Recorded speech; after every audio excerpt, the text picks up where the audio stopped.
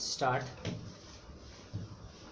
Sir, I would like to make a few observations so that the Honorable Minister will make a note about the way in which these institutions are being run.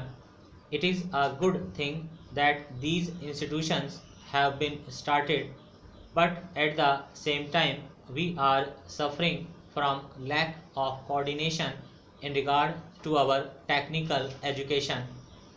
We have certain institutes like the Polytechnic, etc., under the Scientific Research and Cultural Affairs Ministry, and they are run through the state governments.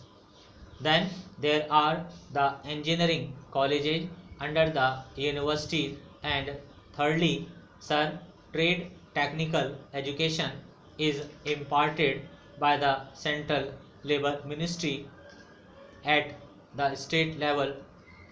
In addition to that, the states have certain arrangements of their own for technical education. I feel that there is no effort at coordination, and that leads to a good deal of confusion. Perhaps if there is effort, there are certain difficulties. I hope the Honorable Minister will tell us about that. I would also like to suggest that even in these four institutions, as for some time the medium of instruction would be English, for emotional integration, an attempt should be made to take a few students from the neighboring region or other regions on a reciprocal basis. Otherwise, these institutes will themselves be developing, as was hinted by the previous speaker, some regional conciseness. There is great difficulty, sir, with regard to technical personnel for teaching, and I am not aware in what way these institutes will be staffed. Perhaps some foreigners will be brought in, but at the same time, with the arrangements existing at present for taking technical help from different countries, Russia, UK, USA, and Germany. I do not know whether there will be special courses provided in these institutes for the teaching staff from those different countries. What arrangements there are, one does not know. In the present arrangement for teaching, I should have liked to mention the fifth arrangement for teaching at present provided through the various industrial concerns like Bhilai, Rahulkela, etc. All these big concerns have their big technical schools, and they take their students for postgraduate work as also for research work. What will therefore happen with regard to the standard is a question. Sir, we are not at all sure in our country about the correct use of terms. I would, for instance, mention here the word polytechnic. Para.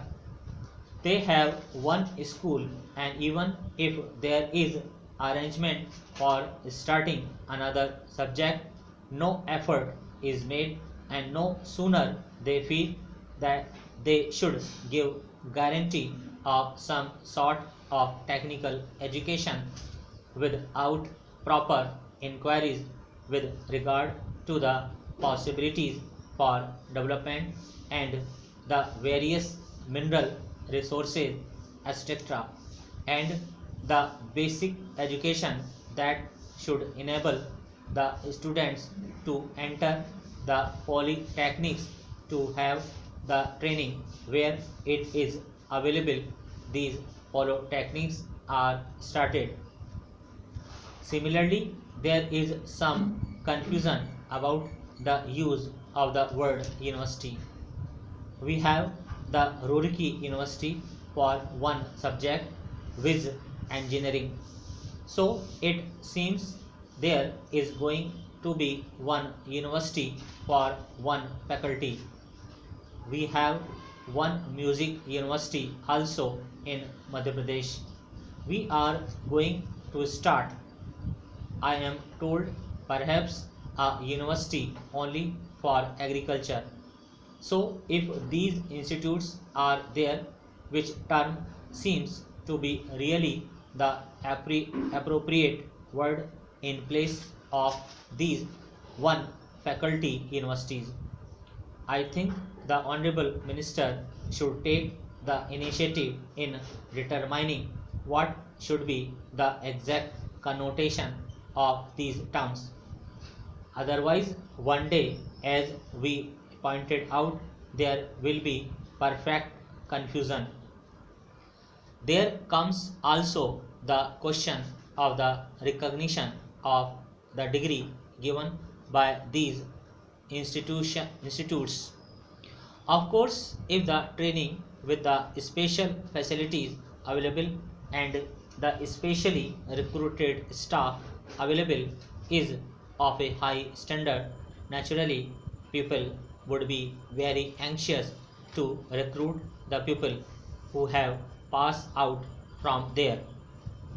In the beginning, there will not be any trouble with regard to making use of the graduates turned out from there. But the question of recognition has to be decided on certain principles, and those principles should be laid down and followed from the beginning. Now, I would like also to mention the question about scholarships. It was pointed out that certain scholarships, especially to the children of the working class, should be given. I would like to point out here that there is already provision for that and it is not something new. What I would like to stress is that scholarships should be in larger numbers. The scholarships do not seem to be adequate for the rising standard of living and the cost of living. The scholarships that are given do not meet half the need. There is yet another matter which the honorable members is the proper person to enquire about, and that is the merit scholarship that are available in different states to students for technical subjects or to other students who pass with very high marks are not given by the states if they read outside the state. Stop.